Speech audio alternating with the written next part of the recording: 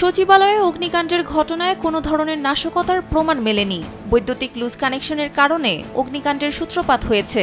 অগ্নিকাণ্ডের ঘটনায় গঠিত উচ্চ পর্যায়ের তদন্ত কমিটির প্রাথমিক রিপোর্টে এটি উঠে এসেছে। মঙ্গলবার সন্ধ্যায় রাষ্ট্রীয় অতিথি ভবন যমুনার সামনে অনুষ্ঠিত এক প্রেস ব্রিফিংয়ে তদন্ত কমিটির অন্যতম সদস্য বুয়েটের অধ্যাপক ডক্টর মাকসুদ হেলালি এর তথ্য জানান। তিনি বলেন, প্রধান উপদেষ্টার কাছে প্রাথমিক তদন্ত প্রতিবেদন দাখিল করা হয়েছে। তার সঙ্গে প্রাথমিক তদন্ত কমিটির রিপোর্ট নিয়ে প্রায় 1 ঘণ্টা বিস্তারিত আলোচনা হয়েছে। তিনি জানান, প্রধান উপদেষ্টা বিশেষজ্ঞ দলের কাছে বিভিন্ন বিষয়ে খুঁটিনাটি জানতে চান এবং ভবিষ্যতে করণীয় সম্পর্কে প্রয়োজনীয় দিক নির্দেশনা প্রদান করেন। তিনি আরও বলেন, আগুনের সোর্স একটাই, তবে টানেলের কারণে অন্যদিকে গিয়েছে। জীবনকে উপভোগ করার সব আয়োজনকে একটি নিশ্চিন্ত কমিউনিটি লিভিং নিশ্চিত করছে রূপায়ণ সিটি উত্তরা। ফলে 6 তলা শেষ না করে 7 তলার আগুন নেভানো সম্ভব ছিল না।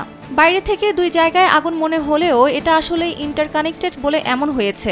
বাংলাদেশ সেনাবাহিনীর বিস্ফোরক বিশেষজ্ঞ ব্রিগেডিয়ার জেনারেল মাহবুবুর রাসেল বলেন, ডগ স্কোয়াড সহ বিভিন্নভাবে আমরা পরীক্ষা নিরীক্ষা করেছি। কোনো ধরনের বিস্ফোরকের আলামত আমরা সচিবালয়ে পাইনি। ফায়ার সার্ভিসের মহাপরিচালক ব্রিগেডিয়ার জেনারেল মোহাম্মদ জাহেদ কামাল বলছেন, ইন্টেরিয়র ডিজাইনের জিনিস থাকায় আগুন ছড়িয়েছে দ্রুত। সচিবালয়ে অগ্নি নিয়ন্ত্রণ ব্যবস্থারও ঘাটতি ছিল বলে জানায় ফায়ার সার্ভিস।